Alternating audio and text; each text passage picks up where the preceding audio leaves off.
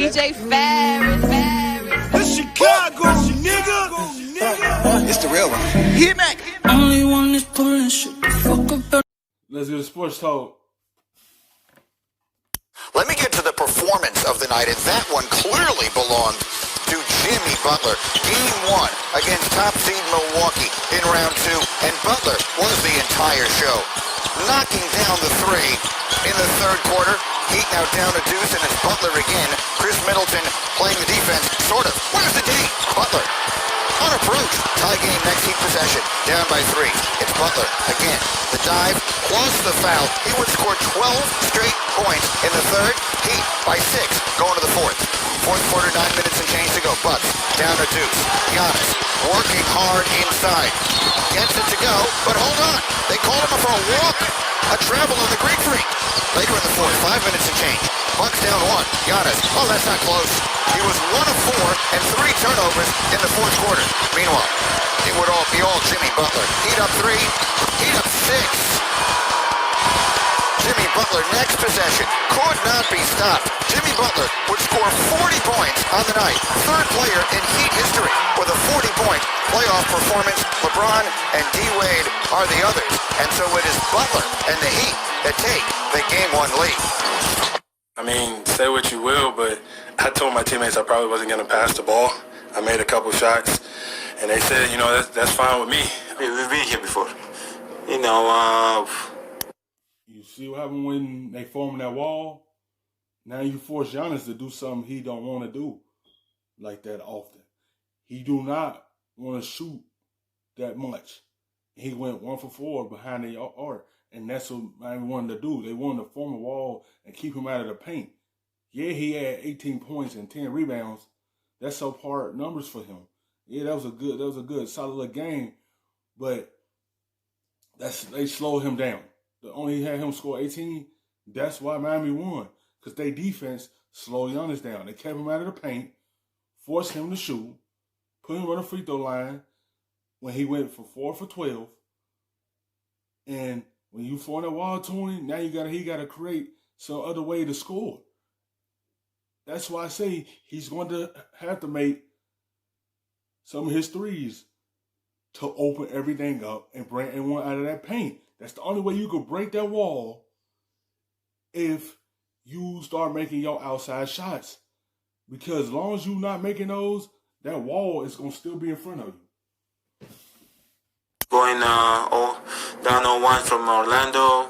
We did the same thing last year against Boston. Obviously, this year might be different. We might go down 0-2, but at the end of the day, we got to come out and play game 2, man. So he's right. The Bucks have gone down 1-0 in series quite frequently.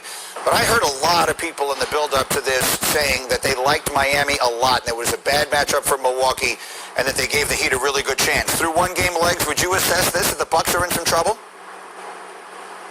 There's no question about it. I also was one of those guys that liked the Heat. I picked the Heat to win this series, and primarily because of the way these two teams are going to close games if they're close. And you saw what Jimmy Butler did, and this is what championship teams look like. They have a guy that can go get a shot from anywhere on the floor. And if you look at the way he closed that game, not only did he hit 4 buckets in a row when they needed it, it was 4 different ways. He went left and shot a finesse. Yes, because the shooting that he have around him, that will open up everything for Jimmy Butler. Now he could drive the basketball because he had the floor spacing around him. And then they had a good defensive team also. They had defense and offense. That's why they beat the Bucks in game 1, because their defense would slow their offense down on Milwaukee's side. And then Jimmy Butler and the offense got it going on the other side. Shot. He shot a pull-up 3. He shot a turnaround jumper in the post, and then he hit a shot going hard right for a pull-up 15-footer on the baseline. So there's no way that you can really, contain him, because he's got an answer for whatever the defense calls for. When you contrast that with what the Bucks have to do late in the games, look, it's the same thing that reared its head in an ugly fashion against the Toronto Raptors.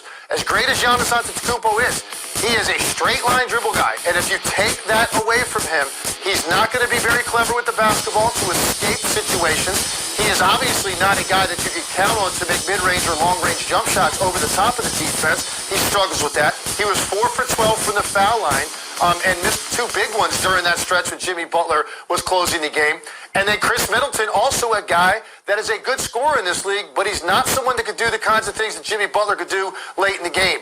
So I do think the Milwaukee Bucks are in trouble because I think the Heat are exceptionally well coached. I think these are going to be close games. It's going to be a close games, and it's going to be a good series. But it's up to Giannis to hit more of his outside shots to help Milwaukee out. Because if they take away something that you best at, and that's going straight line down and driving and scoring in the paint, they take it away. Now you forced to shoot outside. His mid-range is not there, or his three-point is not there. And Milwaukee got to figure out a way to slow Jimmy Butler down, take the basketball out of his hands. Make someone outside him beat you. They got to figure out a way to slow him down. Because Miami figured out a way to slow Giannis down. And Giannis going to have to make his outside shots. Because they're going to continue forming that wall and keep you away from that paint. You want to figure out some way to hit a couple of those and bring that wall outside to open up the lane for you. And in close games, I actually trust not only Jimmy Butler, but Goran Dragic I trust more as a closer, I think, than the Bucks' best 2 players. So they are in some trouble here, and the problem is going to be Miami presenting things defensively that I think Giannis Antetokounmpo is going to have a hard time overcoming in the fourth quarter. That's another one that if that goes that way, there'll be a lot of conversation that comes out of that in the bubble. Thank you for watching ESPN on YouTube.